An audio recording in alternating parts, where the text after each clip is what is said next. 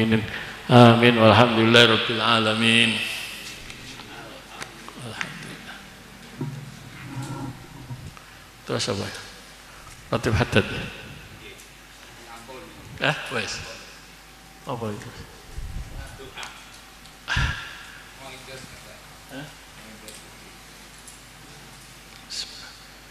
Bismillah, tolong jam ya.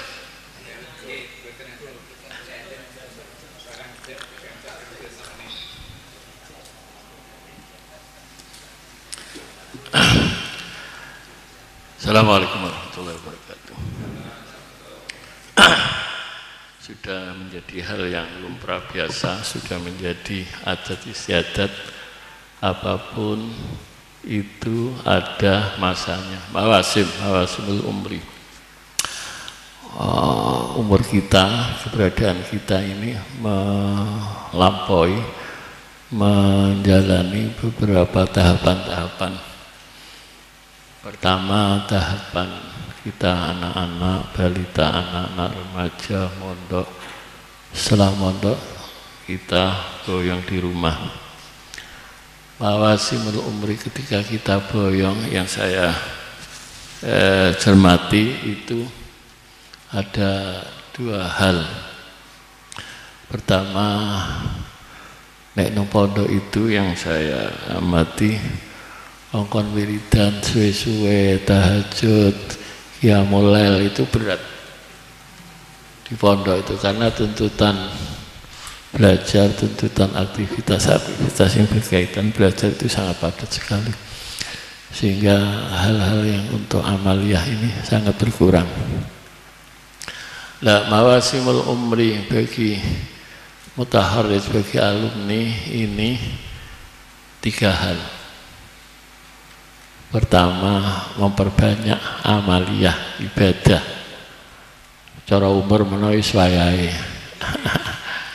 Biasanya umur orang 40 itu sudah beda dengan orang yang umur di bawah 40. Nah, masuk toriko, masuk aurat-aurat, masuk amalan-amalan ibadah itu idealnya umur 40. Sebelum umur 40 itu rapi, masuk toriko dan sebagainya. Tapi umur 40 itu apik lah, mayoritas alumni minimal kalau belum umur 40 dan sudah boyong di rumah, atau kalau memang sudah betul-betul umur 40, ini ada dua hal ini. Itu pertama, jelas memperbanyak ibadah, taqarrub ilallah. Dan di sini dijelaskan bahwa ketika kita melakukan dakwah nasrul ilmi, dakwah dan memperbanyak ibadah, dua hal yang harus dicamkan, harus diterapkan. Di sini jelaskan bahwa keberhasilan dakwah, perjuangan jihad itu harus melalui ma'ani wa turuq yang banyak tadi. Mujahadatun nafas, sahali bimadal, termasuk memperbanyak zikir, memperbanyak aurat, doa ilallah. Ini bagian sarana untuk melancarkan keberhasilan dakwah atau nasrul ilmi kita. Jadi seiring sejalan ya nasrul ilmi, dakwah juga memperbanyak. Ya tadi ada badlu wasaha, terus ada lagi banyak hijrah, kesulitan dakwah di daerahnya, banyak rintangan-rintangan, tidak bisa menampakkan jihad, tidak bisa menampakkan syara'ul Islam, tidak bisa menampakkan masyarakat Islamiyah sing apik, bahkan wajib hijrah.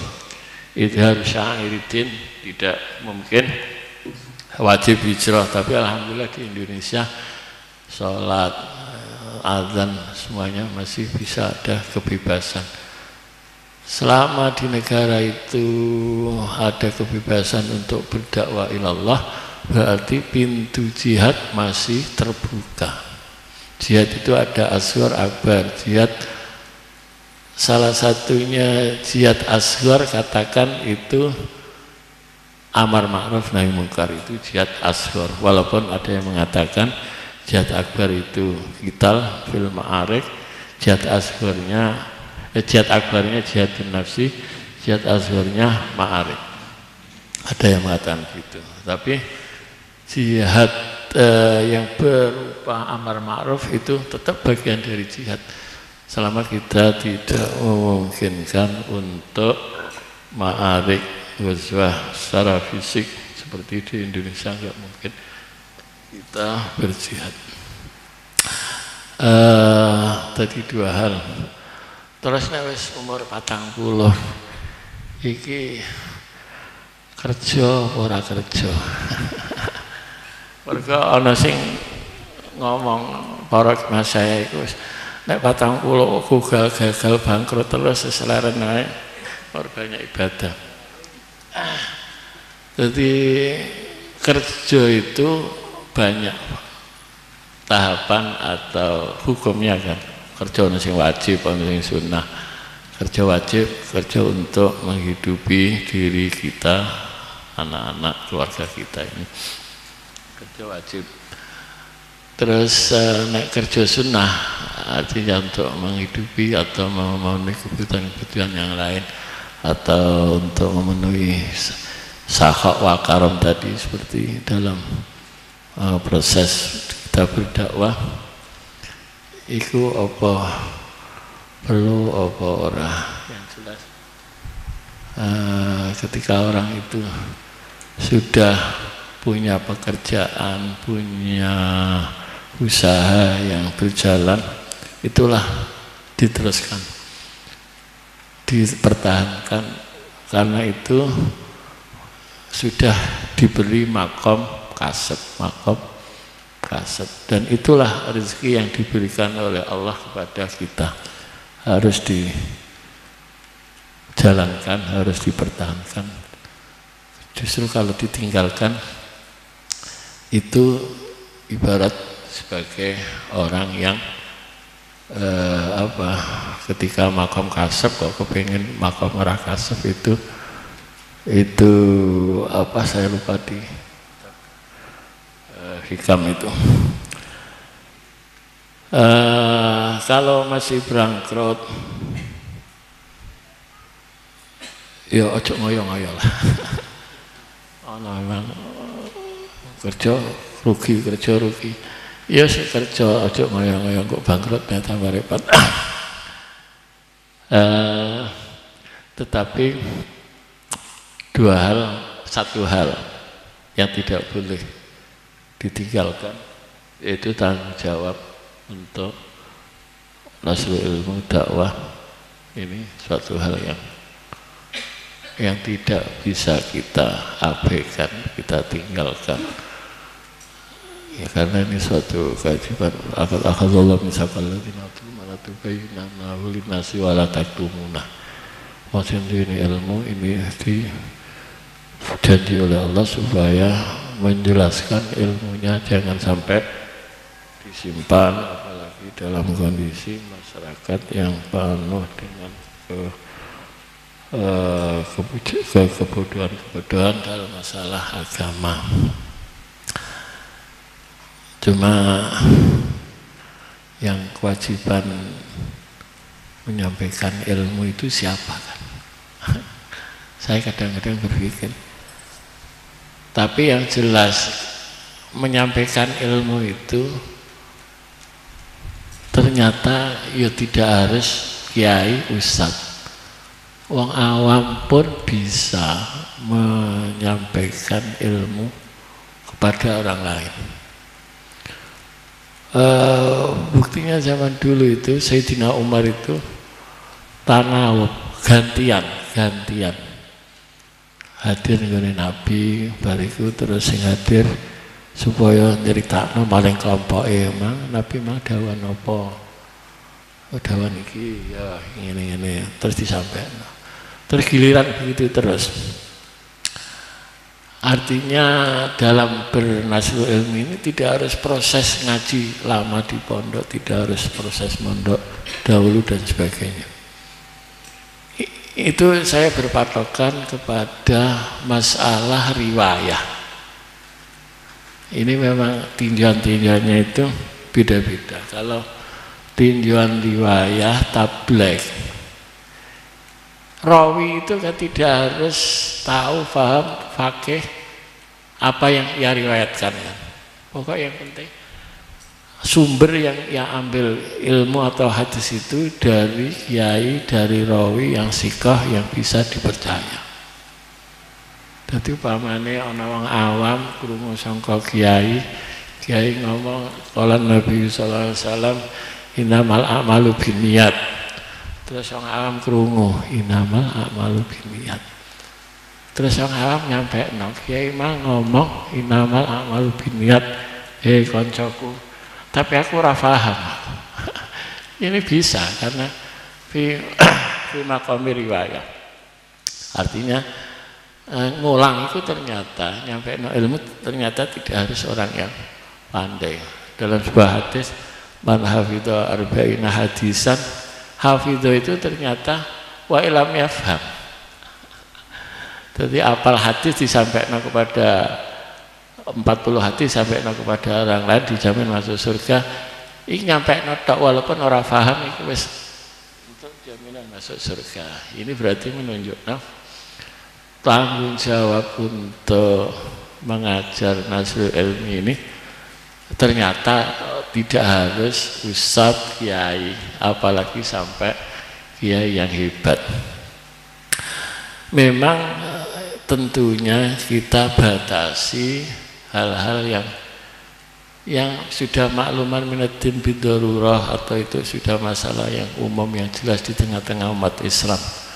Kecuali kalau masalah sing bulet-bulet ruwet-ruwet kayak masalah kasus masalah waqiah ini sing jawab sing jelasno ya kudu kiai, kudu ustaz. Nah, hanya masalah-masalah ringan sholat wajib, ngombe arak haram dan sebagainya. Ini orang lain bisa amar ma'ruf. Jadi begitu juga amar ma'ruf nahi mungkar.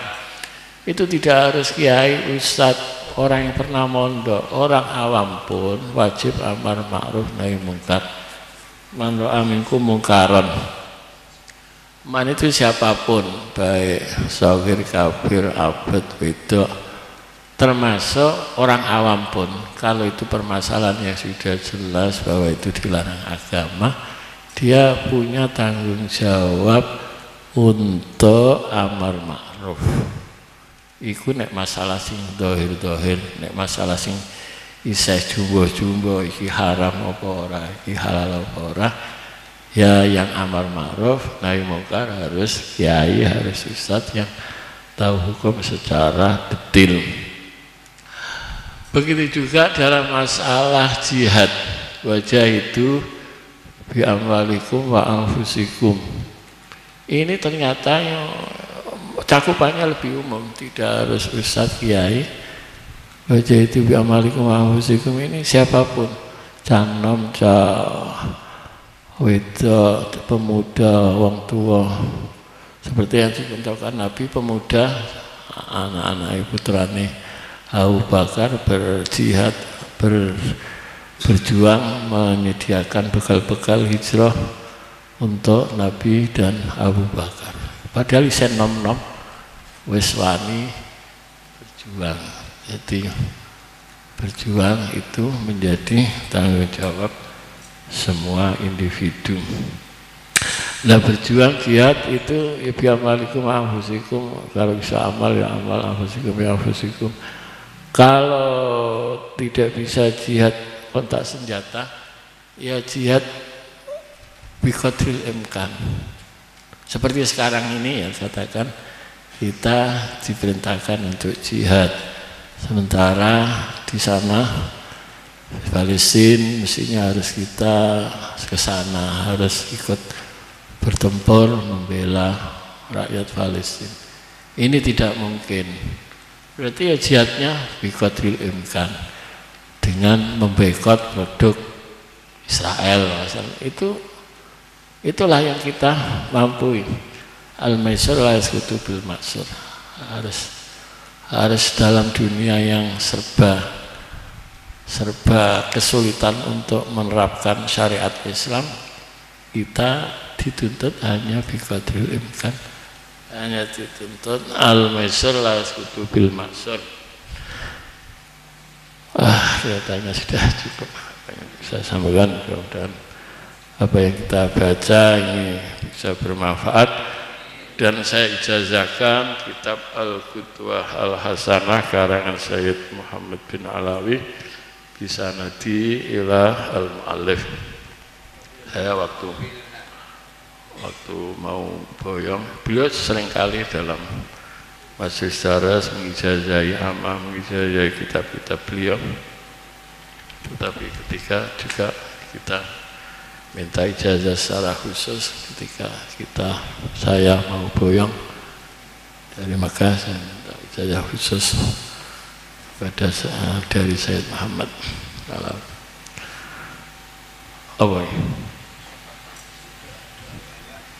Alhamdulillah rabbil alamin, hamdan wa fina wa karim lillahi rabbana kalhamdu kama yanbaghi li jalali azimi sultanik. Allahumma salli ala sayyidina Muhammad salatan tunjina min jami'il ahwali wal afat, taghfiruna min jami'il hajat, tahfina biha min jami'is sayyi'at, tarhamna bi andaka ala darajat, tuballighuna bi ahsanil bayan min jami'il haratil hayd wa ba'dal mamat wa ala alihi wa sahbihi wa sallim. La ilaha illallah al-'azim al-halim, la ilaha illallah rabbis samawati rabbil ardi rabbil arsyil karim, azamika shifaa wa mukhrijal ham, ya mujiba da'watil mutarrina idza da'aka rahmatan dunya wal akhirah, rahimah marhamah bihajatina qudayyanati ya rahmatan dunya fi man siwak.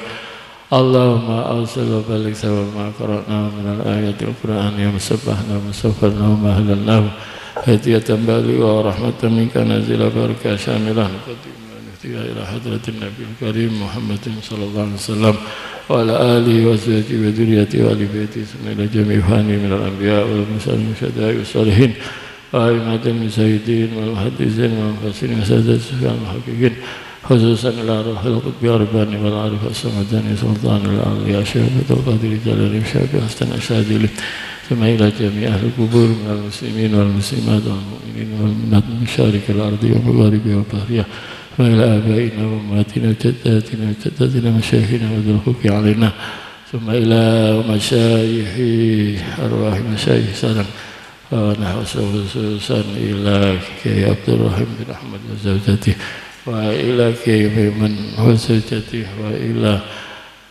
سيدنا وكي جبريل بن تهلم وكي أحمد بن شعب، وإلى كي Imam Khalil wa ila kiai Halim Masyur wa ila kiai Mafaqih wa jami'i masyayikh salam. Allahumma arhamkul Qur'an al-azim Muhammad tawasiyah wa fil maghfiratan jami'atan ya malikat dunya bi rahmatika ya rahmanir rahimin. Allahumma fil lahum warhamhum wa taqabbal a'malahum waj'al qabrahum rawdatan min riyadil jinan wa la taj'al khuratan min khuwarin niran. Allahumma akrim nuzulan wa sammit khalahum وأجر من عذاب القبر وفتنة ومن عذاب النار. اللهم إن كانوا مسلمين فسد إحسانهم وإن كانوا مسيئين تجاوز عن سيئاتهم وكن فتنة القبر وعذاب القبر من عذابك حتى تنسى آمنا إلى جنتك يا أرحم الراحمين. اللهم اجعل ذلك بداية من النار وفيك كان حجابا وسترا من النار. اللهم ارفع لهم درجات وكفر عنهم سعيد وضرب لهم الحسنات.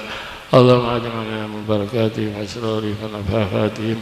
اللهم ثبتنا على نهج الاستقامة واجعلنا من عباد الندامة يوم القيامة. اللهم اغفر سطر الأزهار وسنا شهد الأبرار وقنا واشرف عنا سر الأسرار عن ذكرك وبين ركوب وبين من النار يا ذي الغفر.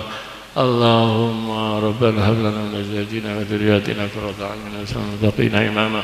اللهم انفعنا بما علمتنا وعلمنا ما ينفعنا زدنا علما نافعا. اللهم اهدنا بهداك ولا تضلنا وليا سواك واجعلنا من يساري ورضاك ولا تجعلنا من خلف امرك اصحاب حسين. الله نعم الوكيل ولا حول ولا قوه الا بالله العلي العظيم. اللهم اسلنا ديننا على رسالة امرنا واسلنا دنيانا التي فيها معاشنا واسلنا اخرتنا التي الى مدينه واجعل الحياة زيادة لنا في كل خير وسلامة راحة لنا من كل شر. ربنا آتنا في الدنيا حسنة وفي الآخرة حسنة وقنا عذاب النار. وصلى الله على سيدنا محمد وعلى آله وصحبه وسلم. سبحان ربك رب العزة عما يصفون وسلام على المرسلين الحمد لله رب العالمين. بصلاة الفاتحة.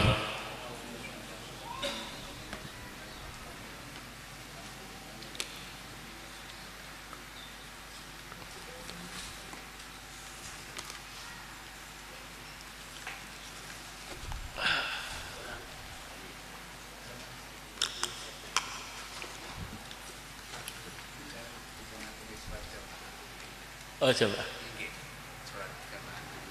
Oh, ini jam ini. Oh.